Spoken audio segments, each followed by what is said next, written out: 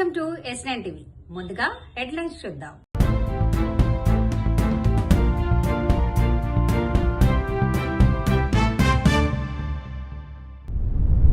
వృద్ధాప్యంలో తల్లిదండ్రుల సంరక్షణను విస్మరించొద్దు. యువత ఉద్యమాన్ని అవమానించొద్దు. లంబాడాలు యాదవులకు మంత్రి పదవులు ఇవ్వాలి. కొంకి ఏనుగులకు పవన్ కళ్యాణ్ ఘన స్వాగతం. ఆయన పార్ట్నరు దీపిక గారు వీళ్ళు నిర్వహించేటువంటి కార్యక్రమం ఒకరోజు మన ఇంటికి నలుగురు గెస్టులు వస్తేనే గిలగిల్లాడిపోతాం జనరల్గా. వాళ్ళందరికీ ఆ రోజుల వరకు ఉండే పెళ్ళి 2-3 రోజులు ఉందంటే, అలాంటిది 10 years నుంచి ఒక ఏజ్డ్ పీపుల్తో ఒక ఇన్స్టిట్యూషన్ రన్ చేయటం అంటే అది ఊరికే మామూలుగా మాటల్లో చేసి చాలా గొప్ప విషయం అంటే ఇది ఇలా చేయటం ఇట్లాంటిది ఎవరు చేయలేరు అని అనటం ఈజీ. కానీ to put it in practice is a great very difficult thing. నాకు అది చెప్పినప్పుడే నేను చాలా ఏదో డెఫినెట్గా మనం వెళ్ళి తీరాల్సినటువంటి ఫంక్షన్ అనిపించింది నాకు. అందుకని ఎందుకంటే చాలామందికి ఈ రోజుల్లో మనం చూస్తున్నాం టీవీస్లో కానీ ఛానల్స్లో కానీ పేపర్స్లో కానీ అనేక రకాలైన మీడియా ద్వారా మనం వింటుంది ఎల్డర్స్, పెద్దవాళ్ళు, తల్లిదండ్రులు నెగ్లెక్ట్ చేయబడుతున్నారు అని. నాకు తెలిసి నాకున్న నాలెడ్జ్ ప్రకారం నెగ్లెక్ట్ చేయటం అది పెద్ద పదం. నెగ్లెక్ట్ చేయటం కాదు, ఇది ఈ గ్రోత్లో. అయితే కొన్ని రోజుల నుంచి ఎప్పుడైతే కేటీఆర్ గారు ఒక ఫర్మ్ స్టాండ్ తీసుకున్నారో, ఇద్దరు భారతీయ జనతా పార్టీ కాంగ్రెస్ నాయకులు ఇద్దరు కూడా కేటీఆర్ గారిని టార్గెట్ చేస్తున్నారు.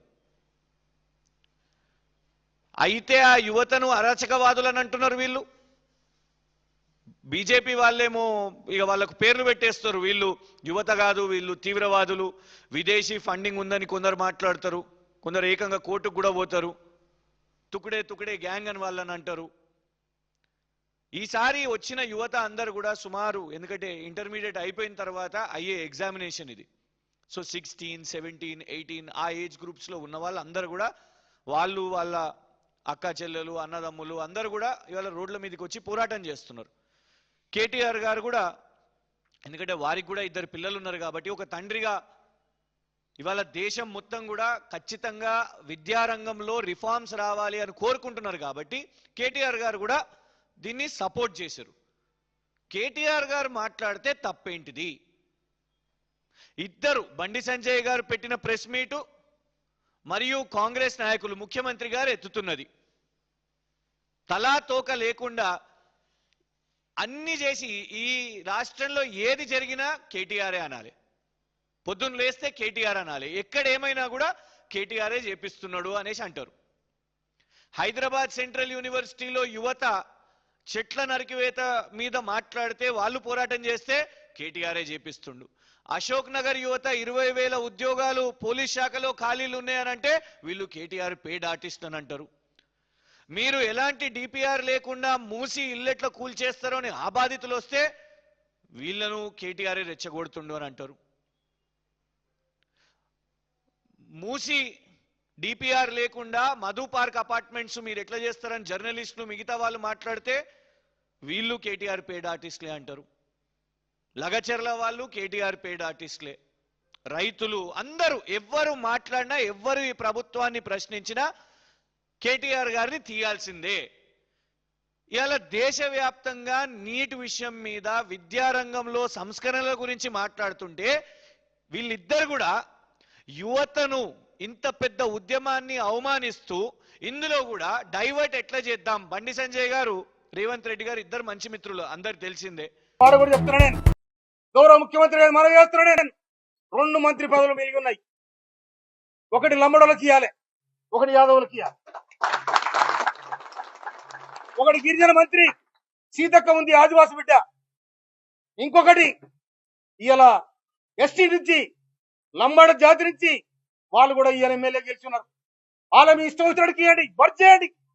106 గ్రామాలలో అయ్యేలా లంబాడ జాతి బ్రహ్మాండంగా కాంగ్రెస్ పార్టీకి ప్రమాదం పట్టిరు. అదేవిధంగా యాదవులు, ప్రతి ఊర్లో యాదవులు ఉన్నారు. అందుకే 2 మంత్రి పదవులు మిగిలి ఉన్నాయి కనుక వాళ్ళకోటి ఇవ్వాలని చెప్పి నేను రాష్ట్ర ప్రభుత్వానికి, ముఖ్యమంత్రి గారికి, సోనియా గాంధీ గారికి, రాహుల్ గాంధీ గారికి, ఖర్గే గారికి నేను అప్పీల్ చేస్తా ఉన్నా. నేను ఇవాళ నన్ను ఈ నియోజకవర్గానికి నాకు చెప్పకుండా నా ప్రోటోకాల్ను, నా హక్కులను హరించినందుకు నేను ఖర్గేకు, రాహుల్ గాంధీ కూడా నేను కంప్లైంట్ చేస్తాను కూడా మనం చెప్తున్నాను. అందుకోసమనే నేను మీ కాళ్ళ చేతులలో కాలు పట్టుకొని నిలబట్టుకొచ్చాను కాదు. నేను కష్టజీవిని, తెలంగాణ పోరాట యోధుని. నేను తిండి లేక తిప్పలేక తెలంగాణ సోనియా గాంధీ ఇచ్చింది కాబట్టే ఇలా హీరోలమైన, లేకపోతే అంత జీరోలే. అందుకోసమనే సోనియా గాంధీ ఎందుకోసం వచ్చింది?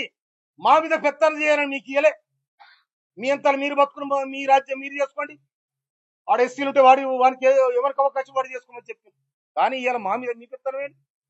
మా మీద మీదులు ఏంటిది? మండలపాడు నేను 9 మంది మండల పార్టీ అధ్యక్షుల అభిప్రాయం తీసుకొని ప్రకటించిన నిన్ను ఆపేద్దాము. నీకెక్కడిది? ఎవరిచ్చి నీకు అధికారం? ఎవరిచ్చి నీకు?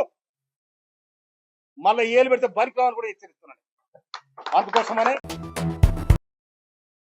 విజయనగరం మన్యం జిల్లాలో పంట పొలాల్ని నాశనం చేస్తున్న అడవి ఏనుగుల గుంపుని కట్టడి చేసేందుకు కుంకి ఏనుగుల్ని పంపిస్తున్నట్టు ఉప ముఖ్యమంత్రి పవన్ కళ్యాణ్ తెలిపారు. పలమనేరు నుంచి పార్వతీపురం మన్యం జిల్లాకు వెళ్తున్న కుంకి ఏనుగులకు మంగళగిరి క్యాంపు కార్యాలయం వద్ద పవన్ స్వాగతం పలికారు. కుంకి ఏనుగులకి చెరుకు గడల్ని ఆహారంగా అందించారు. కుంకీలు, జయంత్, అభిమన్యులకు పూలమాలలు వేశారు. ఈ 2 కుంకీలను పార్వతీపురం మన్యం జిల్లాలోని గుచ్చిమి క్యాంపునకు తరలిస్తారు. అక్కడి నుంచి అటవీ ఏనుగులు సంచరించే ప్రాంతాలకు తీసుకెళ్లి వాటిని కట్టడి చేసేందుకు అటవీ శాఖ అధికారులు చర్యలు తీసుకుంటారు.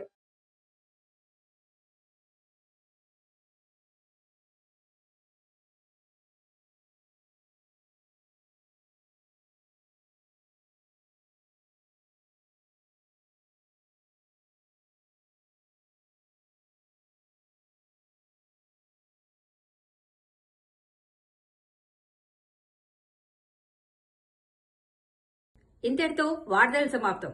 మరిన్ని అప్డేట్స్ కోసం చూస్తూనే ఉండండి S9 టీవీ న్యూస్.